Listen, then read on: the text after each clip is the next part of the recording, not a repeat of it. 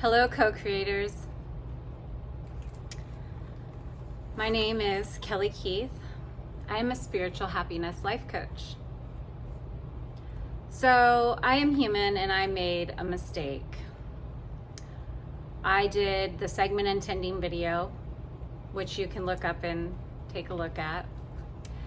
And I believe that I had done the fourth step to my non-traditional recovery coaching program. But I have not done it yet. I had made a mistake thinking that the segment intending video was the journaling video for the fourth step. And I proceeded to make the fifth and the sixth step. Well, I relabeled the titles, but I really don't want to redo those videos. So this is the fourth step, which is called journaling. I'm gonna go over the details with you and some examples of how I do journaling in this video. And hope that it inspires you to maybe start journaling as well and working this fourth step into your daily practice like I do to stay sober.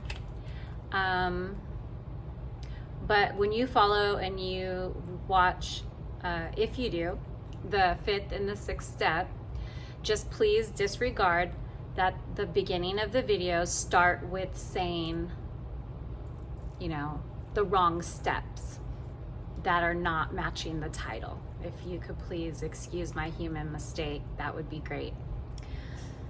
So now that we got that out of the way, let's get it. All right, so journaling. Journaling is magic in action, okay? There are several ways to journal. Let me share with you the different ways, but you're not limited to. These are just examples that I experience. If you don't enjoy writing, you can always talk text. It's not as magical as putting pen and paper in your thoughts, because our thoughts create our reality. And as you're writing, you're creating. So talk texting isn't as, in my opinion, others could disagree. We all have free will. Is not as, what's the word I'm looking for?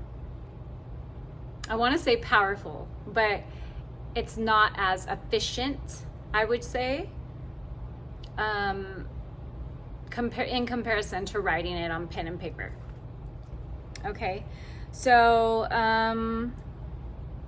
yeah.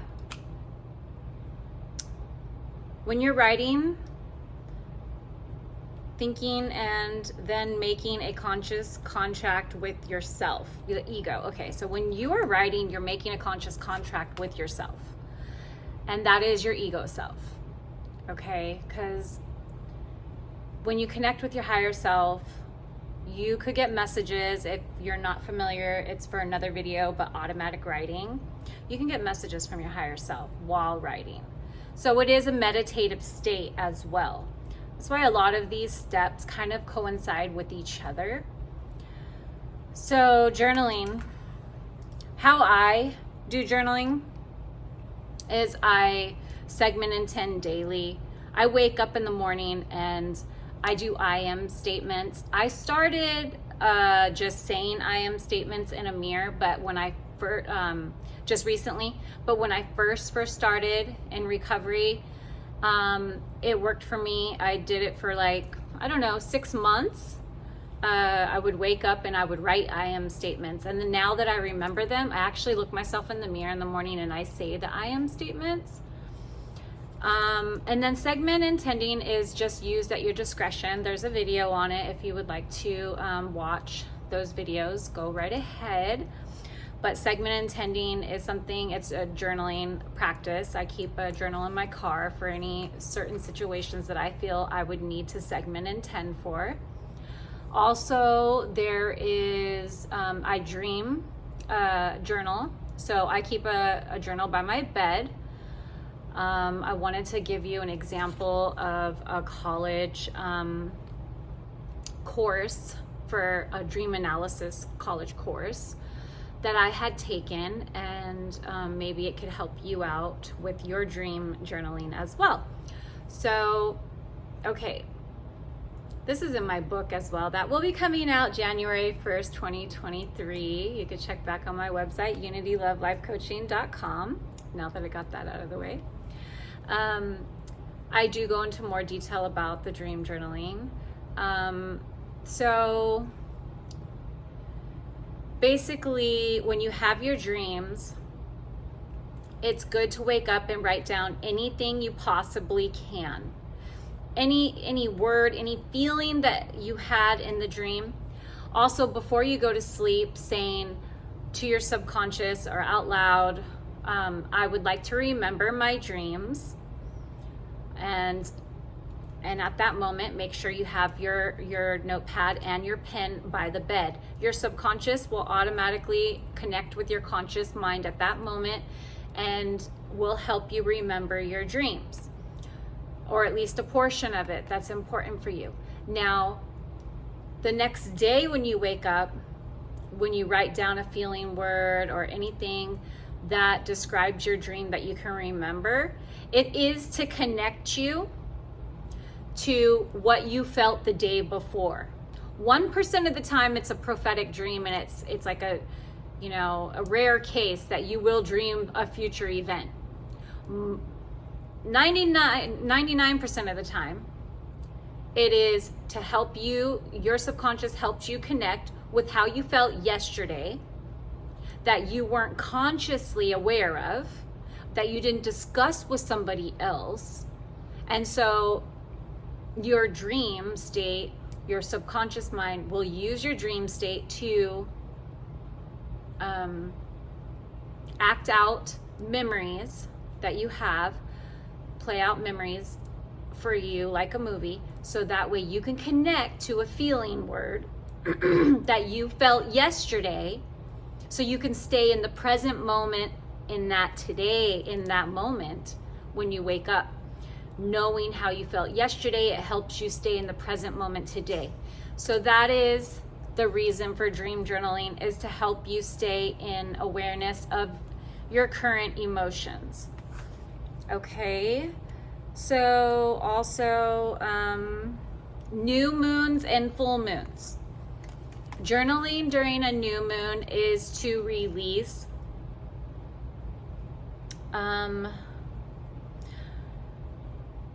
things that are not serving you anymore. So that way you can attract things that are serving, that you would like to bring in. New moons are for newness.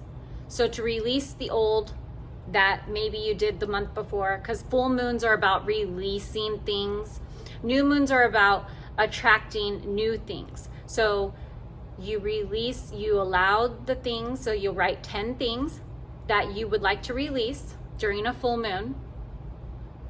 During the new moon, you write the 10 things that you want to release, but you rip those up or burn them if you possibly can in a safe environment, and then you keep 10 things that you want to introduce, that you want to bring in to your life. So that's new moon journaling. Okay, new moon and full moon. Full moon is to release, new moon is to bring in something, with also releasing, with awareness of releasing, letting go. So then you reread your 10 things that you wrote for 30 days, or at least until you start seeing some movements, or some of those things that are starting to come in from your new moon wishes. Okay, so also you could do a daily journal. Okay, now daily journaling is done at night, so that way you can go over and summarize your day in a few sentences.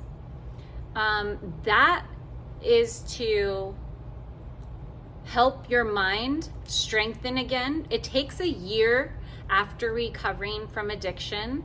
If it was drugs that you were addicted to, it takes a year for your mind to have memory again.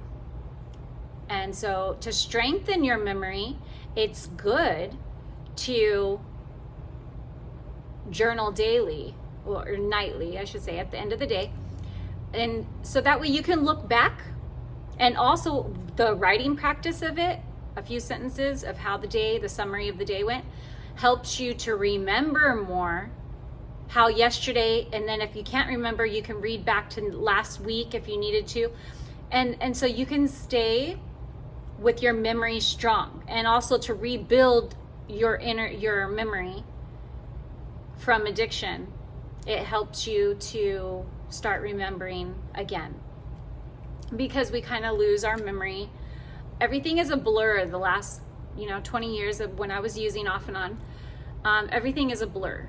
So it took a year before my memory actually was strong enough to remember things and not forget things frequently.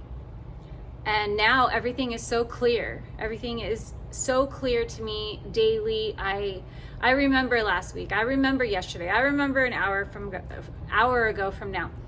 I remember things that I didn't before when I was using. So as I went over my notes, I feel like that is all I have for you. This is a short video on journaling. This is the 4th step in my non-traditional recovery coaching program that I created. And I hope you enjoyed watching, and please like, share, and subscribe to be notified when I post new videos. And bye for now.